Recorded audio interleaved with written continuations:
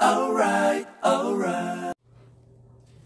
네, 오늘 이렇게 좋은 날씨에 황진이와 시의 사랑이라고는 주제를 가지고 여러분들께 말씀드리고자 하는 하였습니다. 푸른 천리 무조건 달려와 주셔서 너무 감사합니다.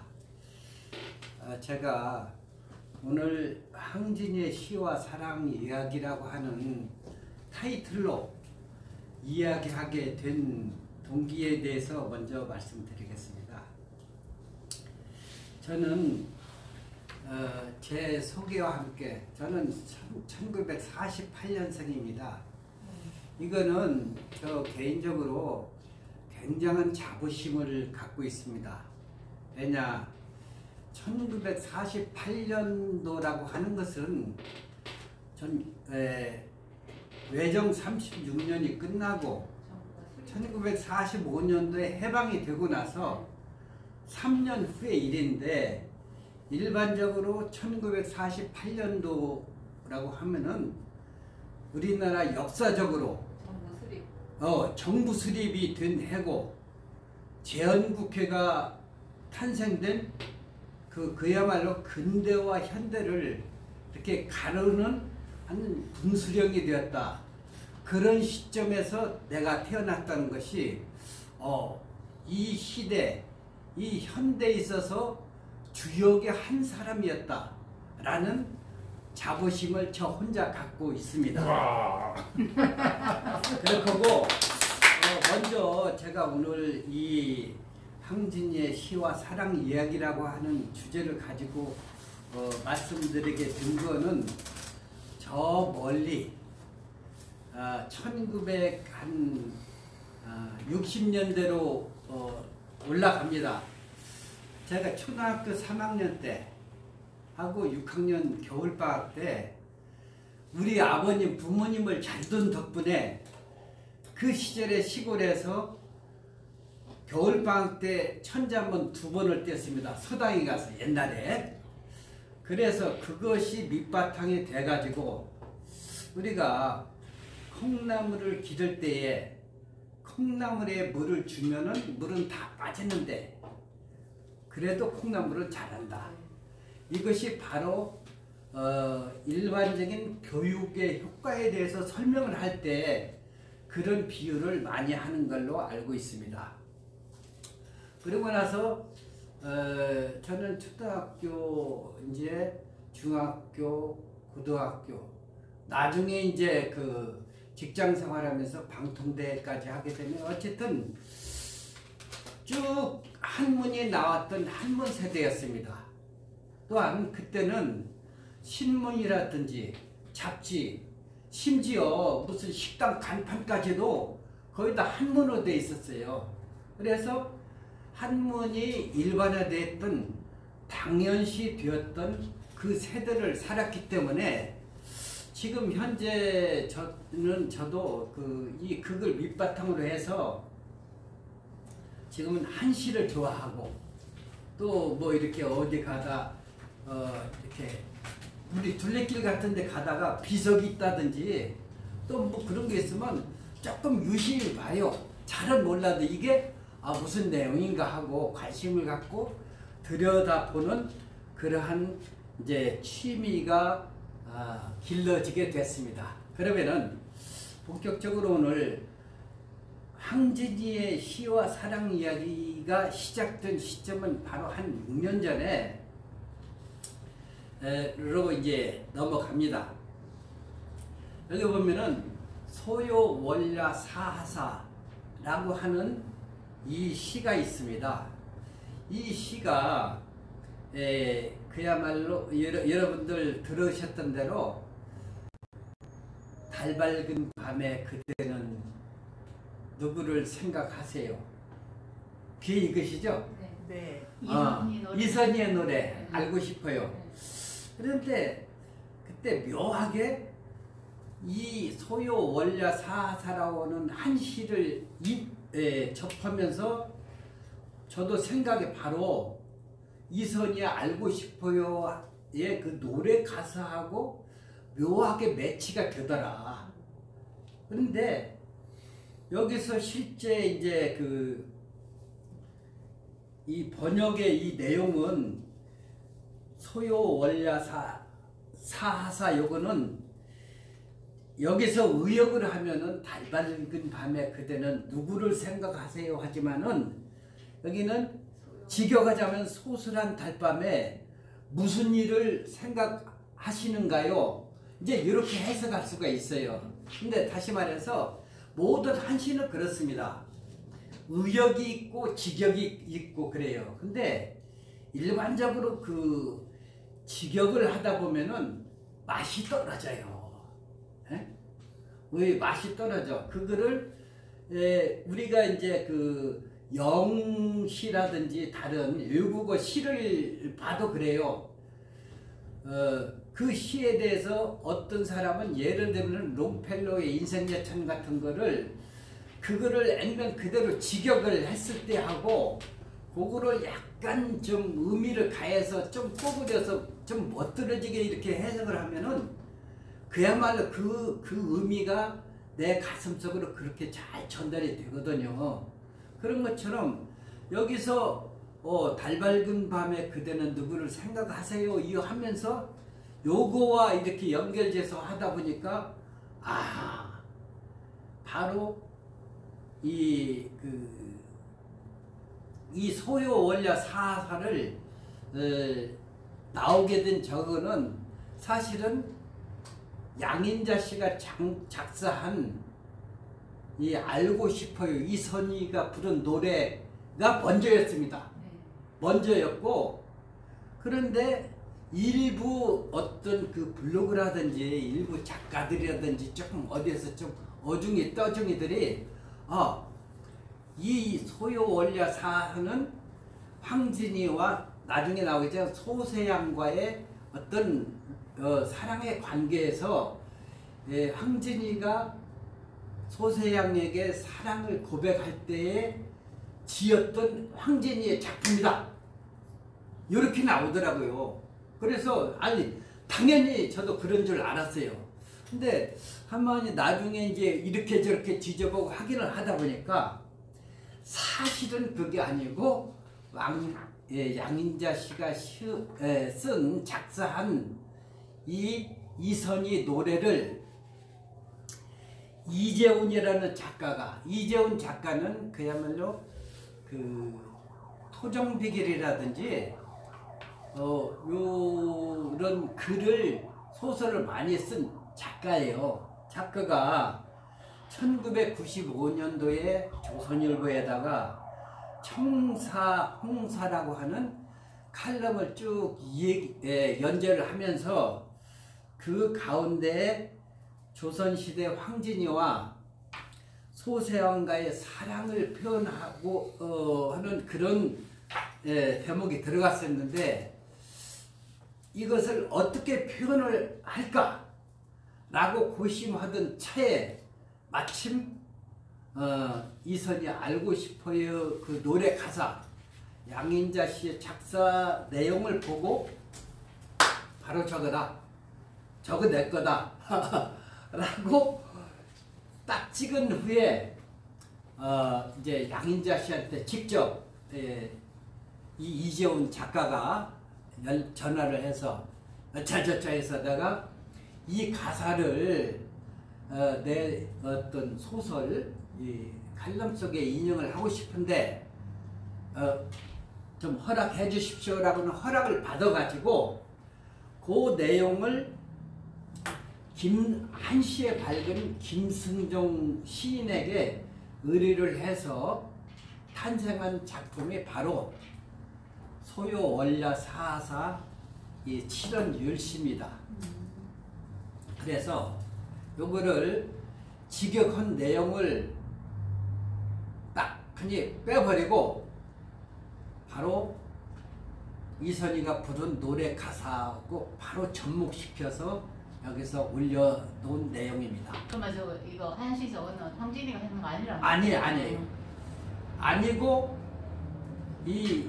이선희가 부른 노래 가사를 한문으로 나중에 번역을 한 거예요. 한역으로. 예. 황진이가 했는지 알고. 예. 결국 김순종 시인의 칠원율신에 예. 예. 그렇죠. 그 예. 가사를 한시로 예. 말아서 거꾸로 번역한 거꾸로 이제 한역을 한 거예요. 네. 한글 가사를 네. 예, 그렇게 이해를 하시면 되겠습니다. 네, 잘하겠습니다. 그래서 이 대목에서 노래 가사와 아울러 이선희의 목소리를 한번 들어보도록 하겠습니다. 이 노래 좋아하는데. 예. 근데 이게 그 옛날 강변 가요제 같은 데 했을 때 굉장히 이선희가 그 아주 앳된 나이에 그 풋풋한 그런 시절에 애절하게 불렀던 노래입니다.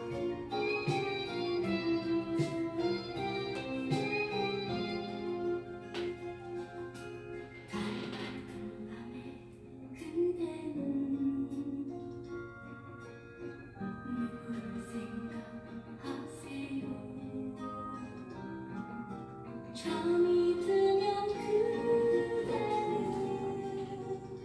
무슨 꿈꾸시나요? 깊은 밤에 울먹이며 눈물 흘린 적 없나요? 때로는 이 입장에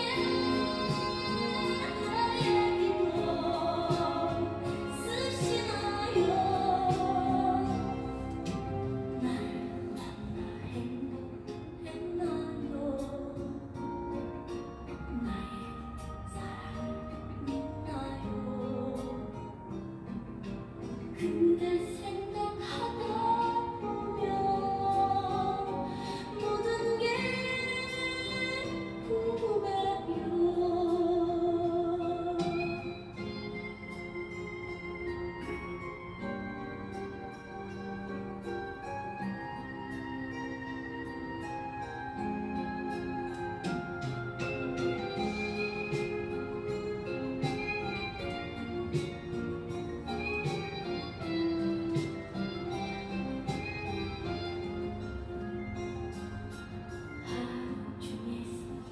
내 생각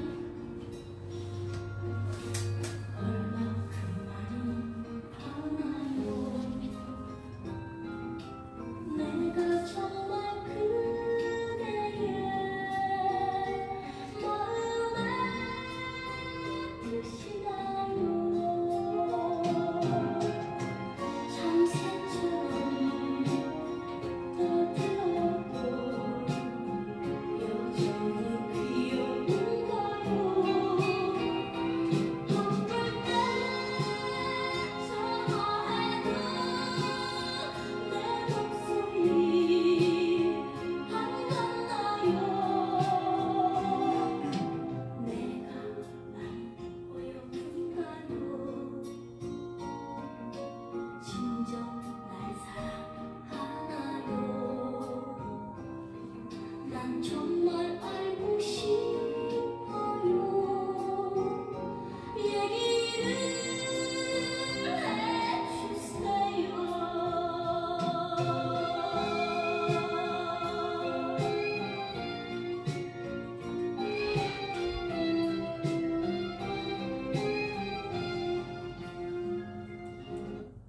박수 한번 쳐요. 다음에 황진이의 초상에 대해서 한번 살펴보고자 합니다. 지금 저도 이 그림이 이 초상화가 일부 블로그라든지 여러 군데서 황진이의 초상화다 이 그림이 라고 굳게 믿고 있었는데 실제로 이 그림은 1758년도에 태어났던 신윤복이가 그린 미인도입니다. 미인도고 이 그림은 현재 그 전영필 씨가 모은 우리나라 문화재가 많이 있지요. 네. 특히 이제 그림이라든지 이제 서책 같은 거 간송미술관에 현재 소장돼 있는데 이 왼쪽에 미인도의 머리 부분을 이렇게 확대해서 이 부분을 황진이라고 이렇게 많이 알려지고 있었습니다. 그런데 우연히 황진이의 초상화가 발견됐습니다. 근데 이 초상화는 원본이 아니에요. 원본이 아니고 바로 여기 왼쪽에 보면은 송도 명기 황진이라는 글씨가 뚜렷하게 써 있고, 옆으로는 옥당 전랑 노촌 탁 낙파 이경륜 화 모사 이렇게 써 있습니다. 이것은 바로 옥당 전랑 노촌의 부탁으로 이경륜이 그림을 모사했다, 베껴서 그렸다, 이런 의미가 되겠습니다. 그러면은 이경륜은 1545년생으로서 그가 황진이 초상화를 남겼다는 것은 황진이가 그때 당시에 그만큼 인지가 높았던 유명한 사람이었다, 한마디로. 누가요? 네, 황진이가 그만큼 유명한 사람이었다. 우리가 이제 조선시대를 보면은 그 성리학. 근데 저기 예. 이경련이 1945년생. 예? 이경련이 예, 1945년. 이경륜이 누구냐? 이 초상화를 그린 화가예요. 화가인데 예. 그게 네. 이경련의 그림을 모사했다 했잖아요. 근데 이경련이 45년생이면 네. 얼마 해방될 때 태어난 사람이에요? 1545년이면 저기 잘못 적어놨잖아. 1945년생. 아이고 죄송합니다. 아이고 1540. 그거를 제가 예리하시네 역시. 그래서 아이고 역시 시니어타임스 편집국장 뭐가 달라서 다르네. 네, 이게 잘 시키셨어. 저의 위대한 실수입니다. 그래서 근데 1500? 예, 1545년생이에요. 이경륜이. 근데 유명한 인사였다. 근데 앞에 설명한 대로 조선 사회는 이제 그 이전에 고려 때까지는 불교가 지배했던 사회잖아요. 고려 때까지는 그 뭐 공양왕 때라든지 신도네 뭐 여러 그 다음에 이성계가 392년대 위화도 회군 이후로 그야말로 역성혁명을 해서 조선 왕조를 개설했죠. 1392년에. 근데 지금 나중에 나오겠지만 황진이는 생물 연대를 알 수가 없습니다. 역사에 기록이 없어요. 근데 그래서 알 수가 없는데 야사집에 많이 등장을 하고 있거든요. 이제 이따 얘기하겠지만. 근데 개략적으로 저희가 이제 추정을 해볼 때 1515년에 태어나서 1567년에 죽었을 것이다. 아니 20년생으로 보기도 하고, 그래서 대개 40대 정도의 나이에 죽었을 것이다, 이렇게 보고 있는데, 이제 조선이 그 성리학 유교가 지배했다는 것은 산업공상이라든지 그러한 신분 질서가 아주 못에 박히도록 이제 철저해졌고, 더더군다나 이 기생이라고 하면은 거의 천인으로서 그 아무나 내 멋대로 해도 될 정도의 그 가장 하층민으로 인간 대접을 제대로 못 받고, 하나의 양반들의 뭐 심한 표현을 하면은 노래감 정도로 밖에 인식이 안 됐는데, 이 시대에 황진이의 초상화가 이렇게 남아있다고 하는 것은 대단하다, 역시. 그래서 결론적으로 지금 이 시간에 제가 바로 황진이의 시와 사랑의 이야기를 할 수 있는 데까지 여기까지 이르렀다 라고 생각을 해봅니다. 그래서 여기서 한자로 보면은 밑에 옥당, 전랑, 노천, 탁, 나파, 이경련, 화, 모사. 이거는 옥당은 홍문관을 이야기합니다. 홍문관은 바로 옛날 집현전 세종대왕 때 유명했던 집현전의 후신으로서 나중에 이제 정두째 가면은 그 규장각 있죠. 왕립 도서관이면서 또한 그 많은 학자들이 연구했던 우리나라 이제 학술원과 같은 그러한 중요한 역할을 한 기관으로 알고 있습니다. 그래서 옥당 전랑 하면은 이조 전랑이었고 병조 전랑 이런 적이 그런 게 있는데 아마 한 차관 정도로 보고 있습니다. 그런데 특히나 이조 전랑 하면은 3사를 이렇게 우리나라 현재 보면은 청와대 한 민정수석, 민정비서관 정도의 막강한 어떤 권한이 있었던 사람이었는데 그 홍문관에 이조 전랑으로 있던 노촌하면은 여기서 임상덕 씨를 이야기를 하고 있습니다. 임상덕 씨는 숙종 때에 대사관을 지냈는데 대사관이라고 하면은 지금 현재 보면은 한 감사원장 원장 정도의 그러한 막강한 지위에 있었다 이렇게 생각을 합니다. 그런데 이 노촌 임상덕이 지냈던 대사관을 지냈던 때는 숙종 때인데 숙종은 1674년부터 1720년까지 재위했던 조선 후계 왕인데 이때 대사관을 지냈고 했던 인물이 바로 황진이의 초상화를 그렸다고 하는 것은 대단히 유명하고 인지도가 그 사람한테 개인적으로도 엄청난 어떤 그 감명을 주었을 것이다. 나중에 나오지만은 그 조선시대 황진이의 무덤에 가서 이렇게 시조를 읽고 술을 따라주면서 제를 지냈던 임재 백호 선생이 나옵니다. 백호 선생의 이렇게 후손으로 보고 있습니다. 임상덕 씨.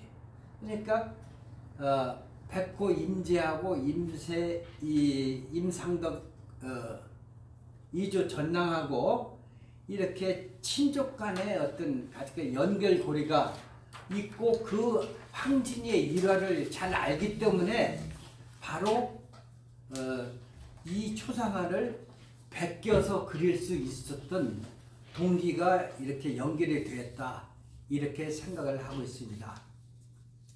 그래서 오늘 저는 순서로 먼저 황진이는 누구인가, 다음에 황진이가 지은 한시 7수, 다음에 시조 6수, 황진이가 마음을 다해서 사랑했던 남자들이 누구인가, 다음에 황진이를 추모했던 호방한 남자 임재, 아주 돌연변이라고 합니다.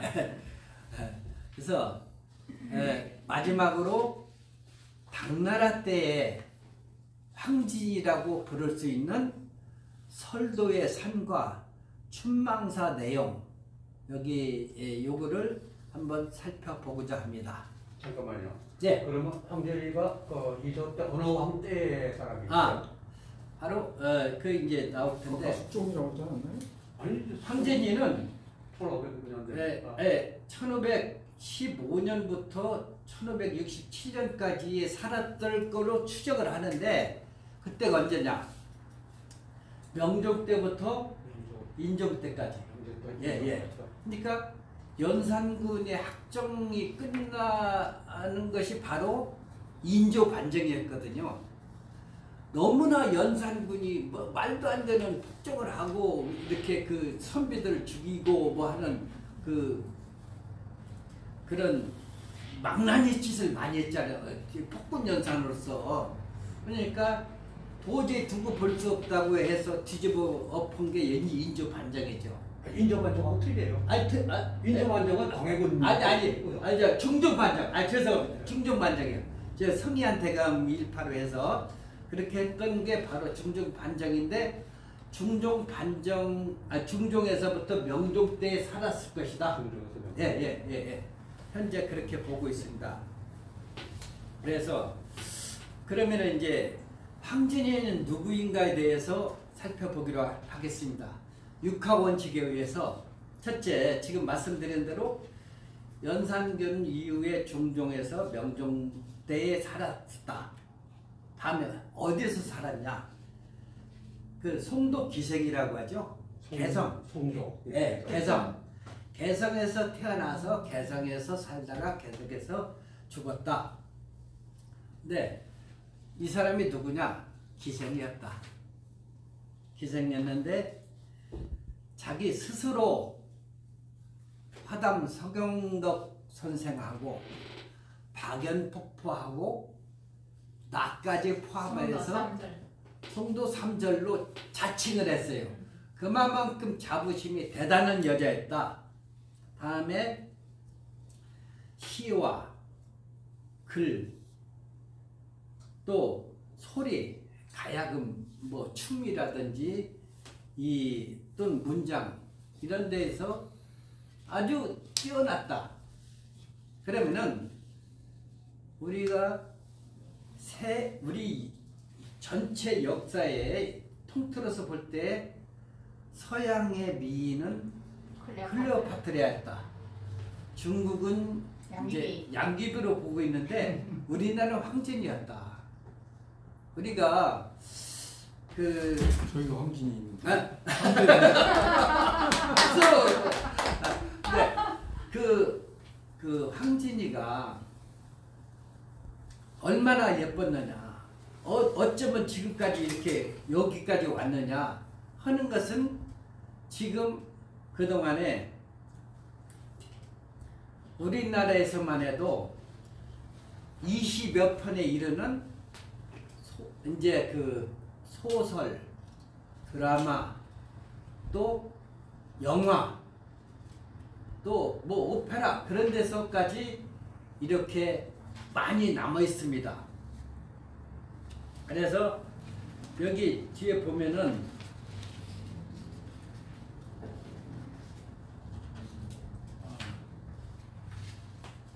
신사임당 사진이 나오죠. 신사임당은 5만 원. 예, 우리나라 5만 건의 집회에 이를 만큼 그렇게 유명한 조선시대의 여성이었음에도 불구하고 실질적으로는 우리 일반인들에게 이렇게 다가오기로는 이율곡 선생의 어머니였고 그야말로 조선시대 여성의 사포로 이렇게 우리가 떠받들고 있지만은 실질적으로 우리 삶 속에, 우리 마음 속에 많이 와닿았던 인물이 바로 황진이었다. 그래서 첫째로 황진이는 허균이 지은 성웅지소록이라고 하는 문집이 있어요. 그 앞에는 성소부부곡이라고 하는 문집 안에 들어있는 게 성웅지소록입니다. 근데 여기에서 황진이의 삶에 대해서 그야말로 이렇게 민간에 퍼져 있는 이야기들을 주워 모은 그 야사집에서 황진이를 소개하고 있고, 또 유목인의 어우야담, 김천택의 청구영언, 또한 이경익의 그 연려실기술 같은 그런 여러 야사집에 이렇게 소개가 되고 있습니다. 근데 앞에 말씀드린 대로 황진이의 정확한 생물 연대를 알 수 없는 그야말로 존재만 있을 뿐 우리가 확인할 수 없는 존재예요. 다시 말해서 우리가 바람을 생각할 때에 바람은 모양도 없고 빛도 없고 색깔도 냄새도 없어요. 그렇지만 나뭇잎이 흔들리고 태극 깃발이 펄럭이는 걸 보고 바람이 불고 있구나 라고 인식할 수 있을 정도로 실제로 황진이에 대해서 어떤 확실한 기록은 없지만은 여러 사람들이 그 시대 후대에 야사집에서 이렇게 소상하게 기록되어 있다는 것이 그 존재감이 우리가 부정할 수 없는 사실이다 이렇게 생각할 수 있겠습니다. 그 다음에 두 번째로 짝사랑하다 죽은 총각에 대한 연민은 이러한 사건을 계기로 해서 본인이 기생이 되었다. 황진이가 15살 때 이른 봄날, 황진이가 양지바른 쪽에다가 이제 그 매화 화분을 내놨다가 그를 도로 이렇게 거둬들이려고 이제 집 앞 방 안으로 들어오려고 가지러 나갔는데 대추나무 연 걸렸다 그러죠. 나무에 연이 걸려서 팔럭팔럭 하는 거예요. 그래서 저게 뭐지 하면서 이렇게 그걸 바라보는 순간에 이제 담장 밖에서 두두두두 막 뛰어오는 소리가 들린 거예요. 그래서 그 뭐야 하고 이렇게 딱 뒤를 돌아보는 순간에 우리가 담장은 통상 우리 사람 키 약간 높이 이상이지 일반적으로. 근데 두두두 그거 달려왔던 젊은 애가 총각이죠. 총각이 아마도 그 젊은 우리 같으면 나이 먹은 사람은 안 될 거예요. 근데 탁하니 담장을 뛰어서 탁 하면서 뭐 고개를 훌쩍 이렇게 내밀었겠지. 그 순간에 황진이하고 눈길이 딱 마주친 거예요.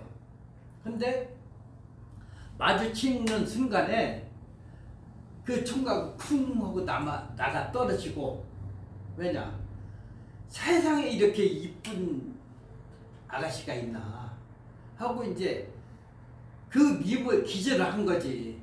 퉁 떨어지고 나서 그것이 그 사건을 계기로 자, 내가 당신을 너무 좋아합니다. 사랑합니다. 친하고 싶다. 말 한마디도 못하고 상사병에 걸려서 그대로 얼마 후에 죽고 말았어.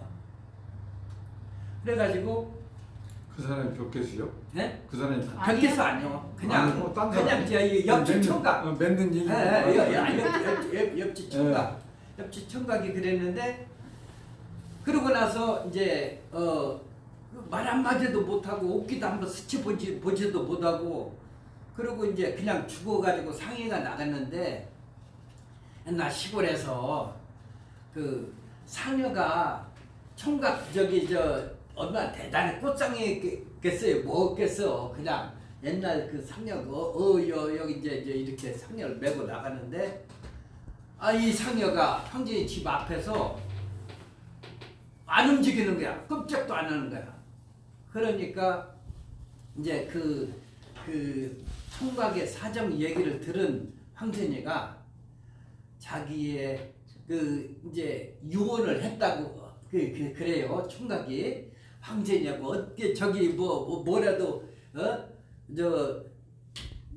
뭐라도 저기 했으면 좋겠다 하니까 황진이가 자기 적삼을 벗어서 상해에다 얹어주고 그 다음에 당해라고 있는데 당해는 옛날 그 여염집보다도 이제 상류층에 이렇게 여자들이 신던 가죽에다가 비단을 입힌 그야말로 이쁜 꽃이죠. 꽃신을 한 짝 벗어서 얹어주고 거기다가 이제 제문까지 지어서 아마 술 한 잔 부어주면서 이렇게 했겠지.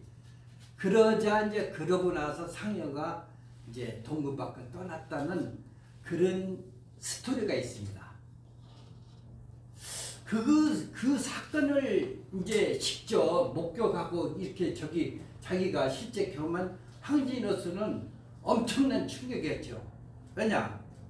이름도 모를 어떤 총각이 나 때문에 상사병으로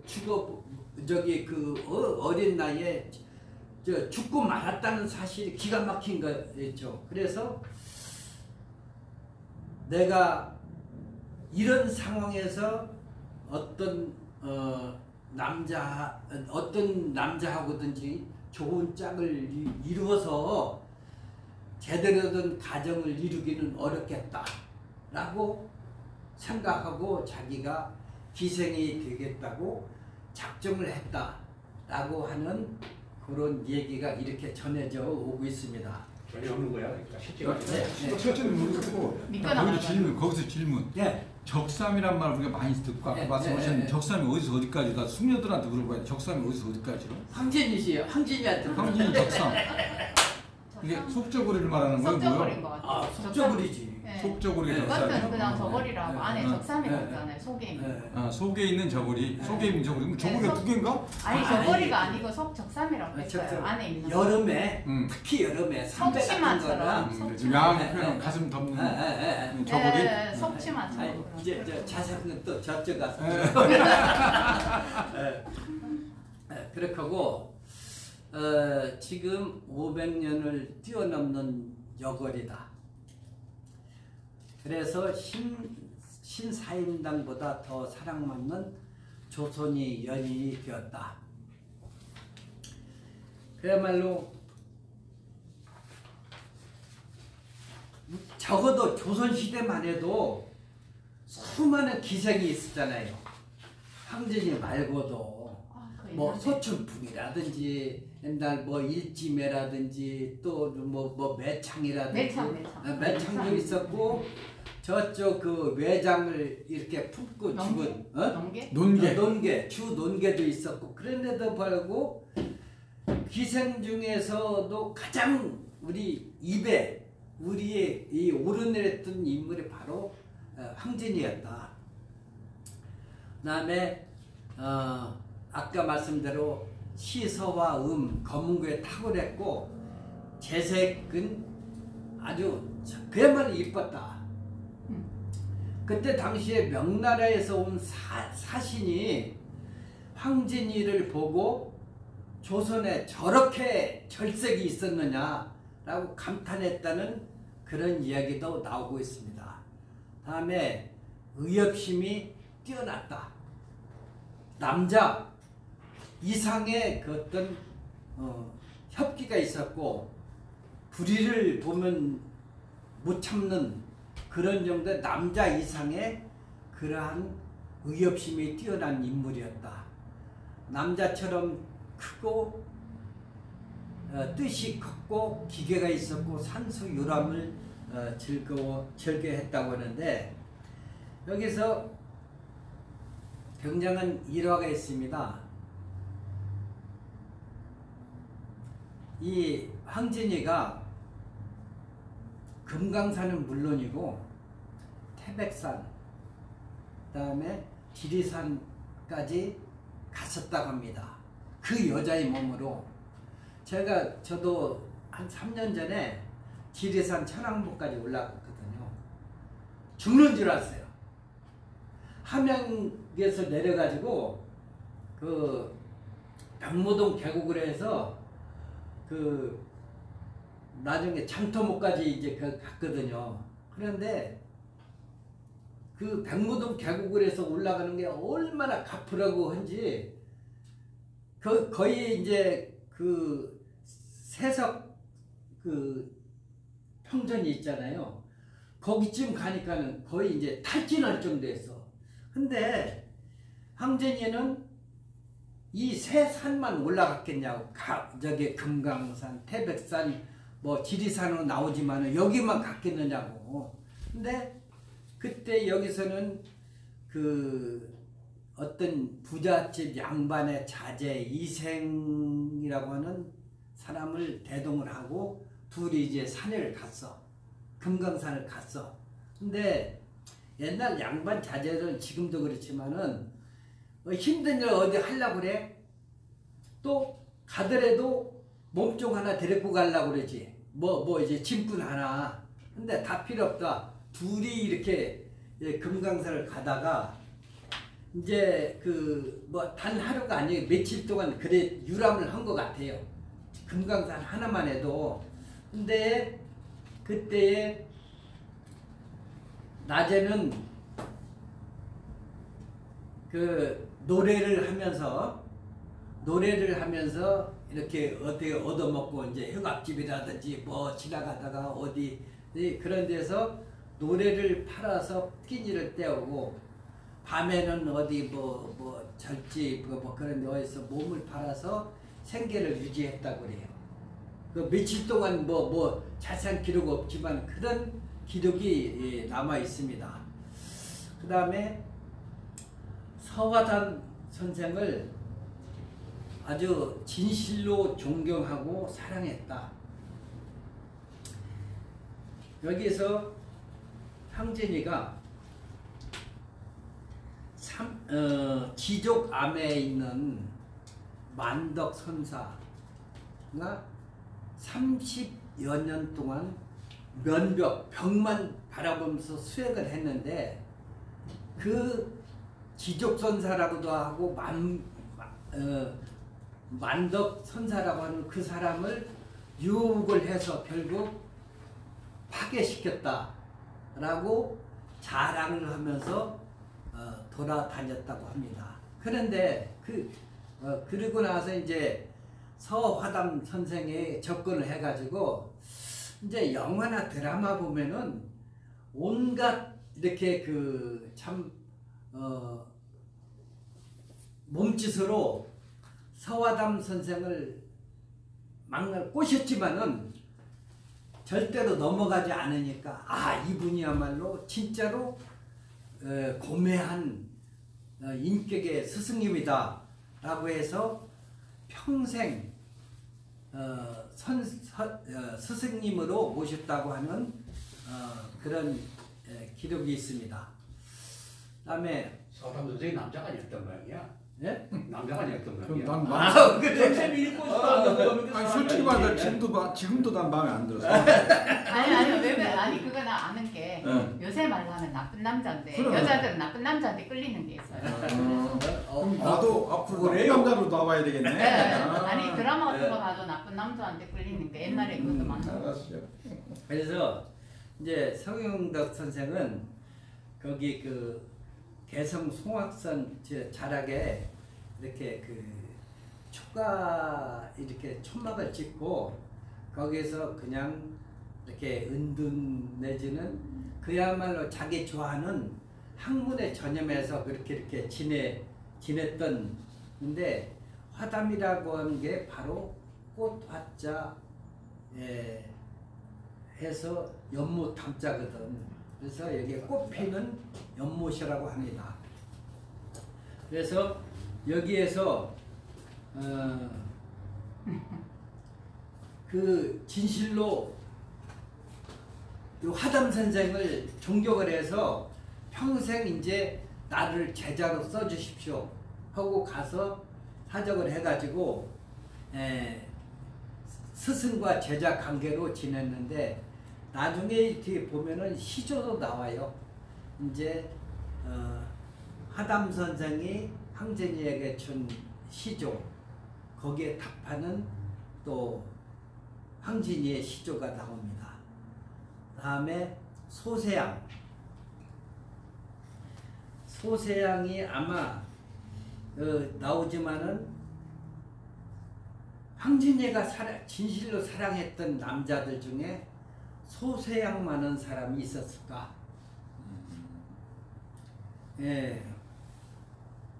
소세양이 말하기를 내가 아무리 이쁜 여자라고 해도 내가 여색에 넘어가 가지고 30일 이상 한 달 이상은 내가 절대로 거기 넘어가는 일이 없을 것이다 라고 호언장담을 했거든.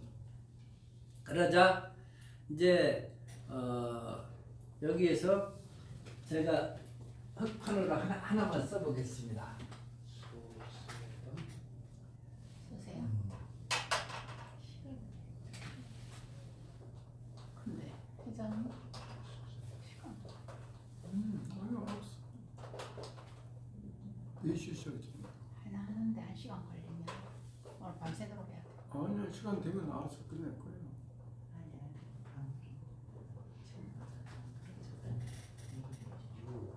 말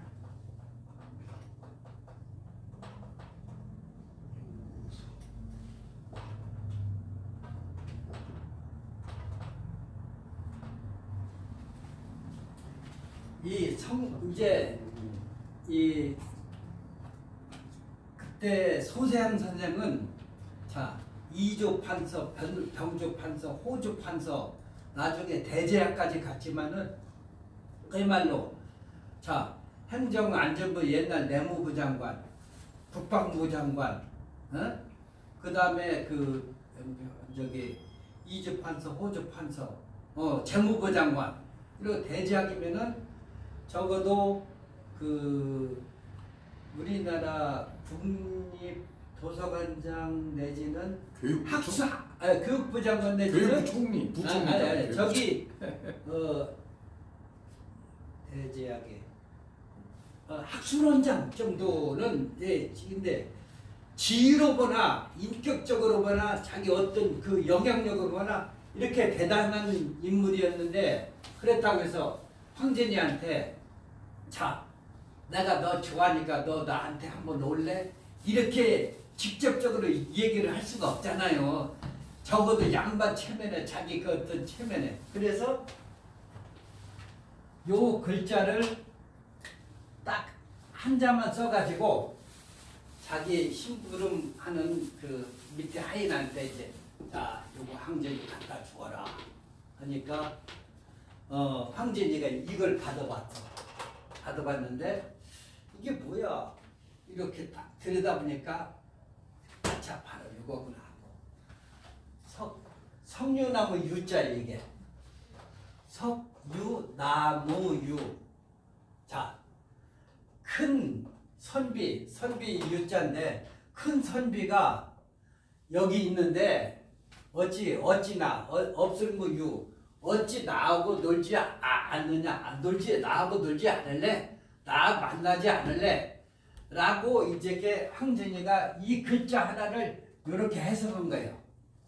해석을 하고 나서 그래? 그러면은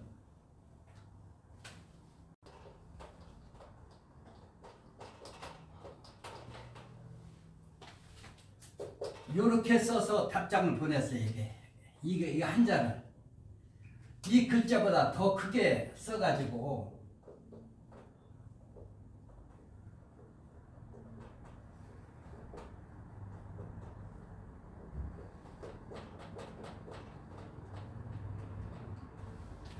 이게 고기 잡을 어자요.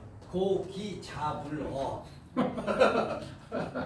그러니까 고기 내가 이렇게 대단한 기생인데 네? 내가 하찮은 새끼 기생이 아닌데 스스로 내가 스스로 좋다고 말하지 않겠다. 네가 오라. 네가 알아서 올라먹고 말면 말해라. 내가 갈 수가 없지 않냐. 이렇게 옛날 사람들은 이렇게 유머와 해학과 여유가 만만했다 라고 하는 점을 딱 좀 이게 좋아서 하도 좋아. 아니 거기 내용 또 나왔습니다. 사진 찍으려고 했더니. 아이고 내가 다시 써드릴게.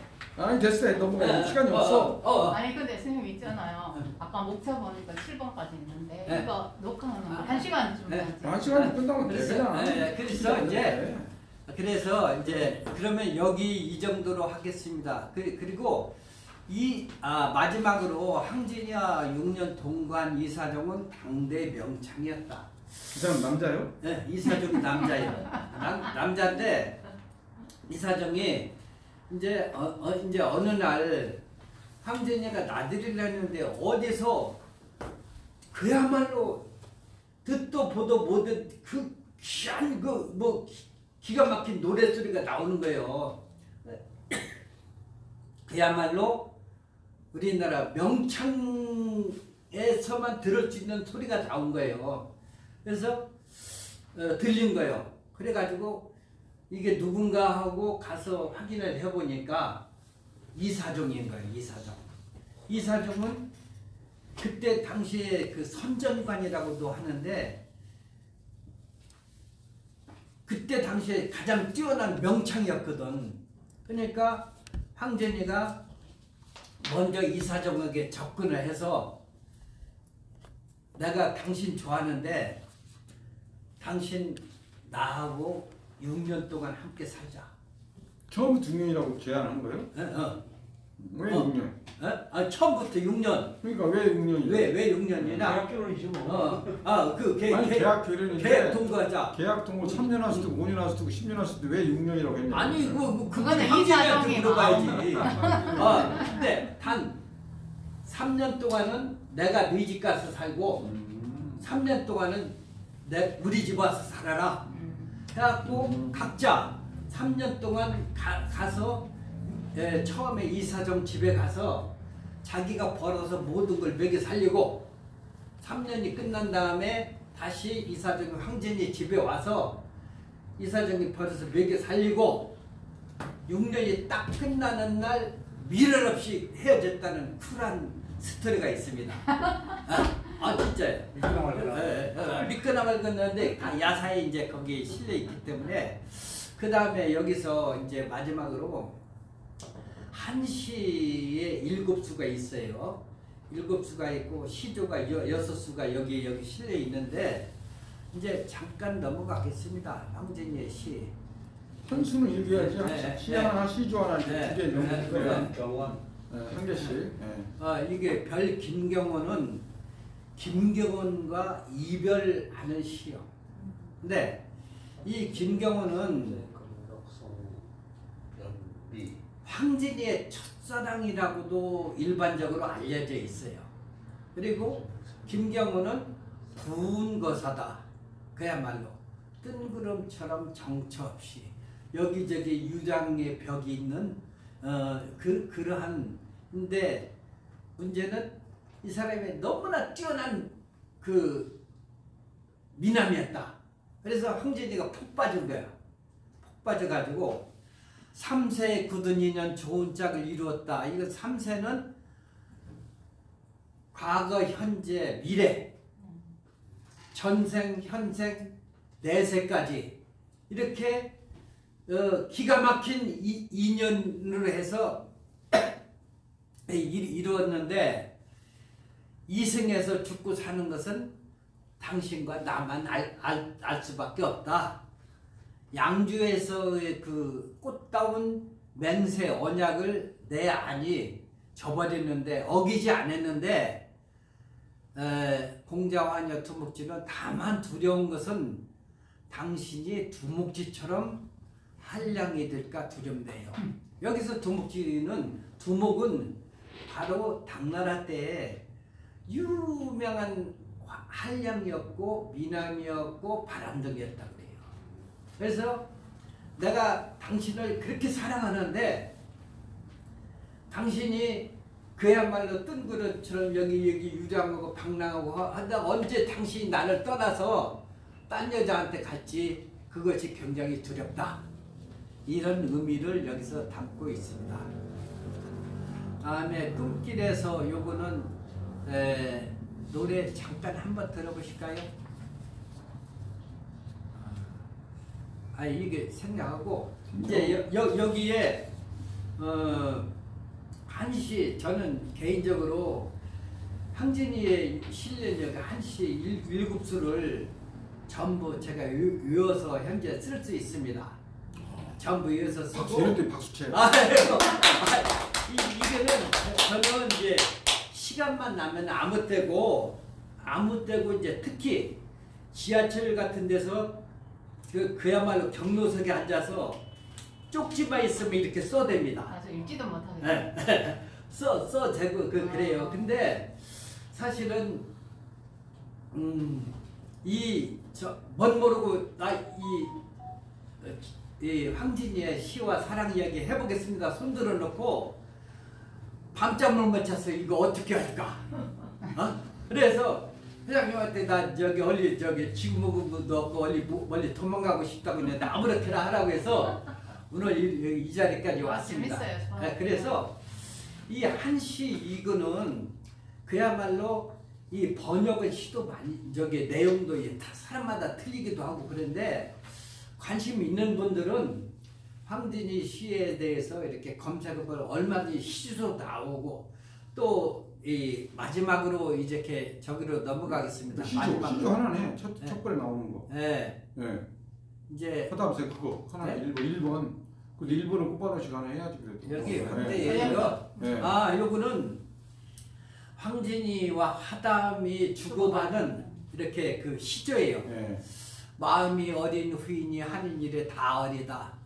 만중문산에 어느 님 오리만은 지는 이 불의 바람에 행여긴가 하노라. 마음이 어리다고 하는 것은 나이가 어리다, 이제 철이 없다라고도 할 수 있겠지만은 좀 어리석다. 네가 조금 뭔가 판단을 잘못하고 있다. 이제 이렇게도 해석할 수 있겠다 생각합니다. 하니까 네가 이렇게 하는 짓이 한마디로 내 마음에 안 든다. 만중문산에 이 첩첩하게 이렇게 산 중에 그 구름이 이렇게 탁하니 이렇게 머무른 그런 그 깊은 산 속에 어느 님이 오겠을까마는 지는 잎 부른 바람에 행여긴가 하노라. 이렇게 요즘처럼 낙엽 떨어지는만 서로도 누구 발자국 소리인 줄 알고 나 찾아오는 너 황진이 아니겠느냐 라고 하는 작자 화자의 어떤 그리운 마음을 담아서 이렇게 슬쩍 이렇게 표현했다 이렇게 느껴집니다. 그러니까 두 번째, 내 언제 무시나여 님을 언제 무시면 님을 언제 속였간데 올침 상경에 올 뜻이 전혀 없네. 추풍에 지는 입술이야 낸들 어이하리요. 그는 내 언제 화담 선생 당신을 이렇게 의리 없이 거짓말을 하고 속이고 약속을 안 지킨 적이 있었냐. 월침상경에 이제 그 달이 지는 깊은 야밤에 올 뜻이 올 생각이 전혀 없네. 그러니까 이제 이 황진이 역시도 화담 선생을 기다리면서 그리워하는 거예요. 밤에 밤잠을 못 자고. 그래서 추풍에 지는 입소리야 낸들러 띠아래요. 가을바람에 떨어지는 그 낙엽 소리를 내가 어떻게 막을 수 있냐, 못 떨어지게 할 수가 있겠느냐. 저는 그런 의미로 해석을 해봤습니다. 그 다음에 마지막으로 여기 동심체를 한번 들어보겠습니다. 이것은 춘망사의 설도 당나라의 기생이라고 하는 우리나라를 치고 황진이와 같은 그러한 삶을 살았던 여류 시인 설도의 이게 그야말로 유명한 시입니다. 그래서 꽃은 피어도 같이 즐길 일이 없고 꽃이 져도 함께 슬퍼할 일이 없네. 이 사람이 없네. 근데 여기서 세 번째는 풍화일장로 가게 유묘모 여기서 이랬는데 요 3년 내용을 김소월 시인의 스승 안석 김옥 선생이 우리말로 기가 막히게 번역을 한 것이 바로 동심촌행입니다. 요 글은 이 그 3년 내용을 붓글씨로 이렇게 쓴 것이고 여기서 그 유명한 꽃잎은 하염없이 바람에 지고 이렇게 번역을 했습니다. 김옥 선생이. 그렇게 해서 신영옥 씨의 노래로 한번 들어보도록 하겠습니다.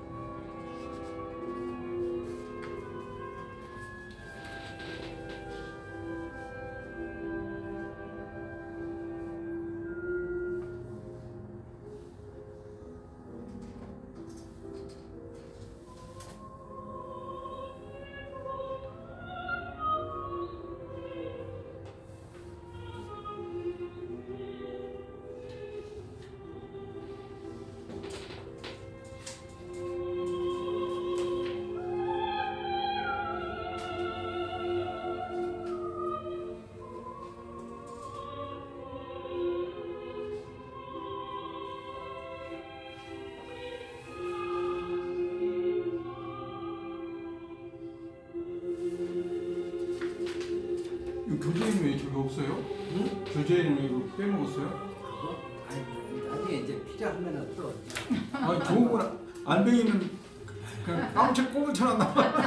아무리 쳐도 안 나와. 아니 이거 다르고 이거 달라요. 다음에 한 번 더 하시려고.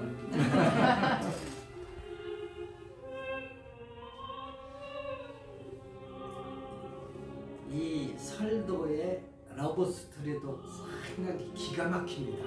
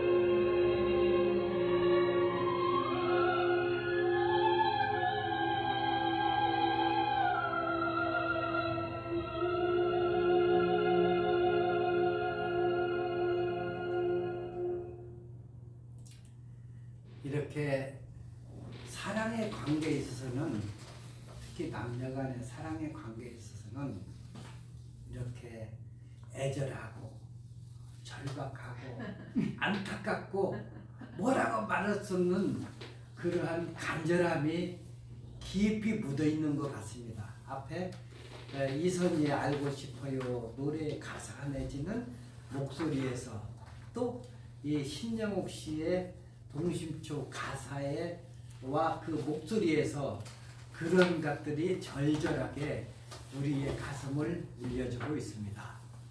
이 내용은 이제 박인재 선생이 바로 그 황진이가 죽은 뒤에 서도 병마사로 발령을 받아가지고 이제 개성 쪽에 임지로 가는데, 서도 병마사라고 하는 데는 황해도하고 평안도 쪽을 담당하는 중에 현재로 보면은 군사령관 정도가 될 거로 봅니다.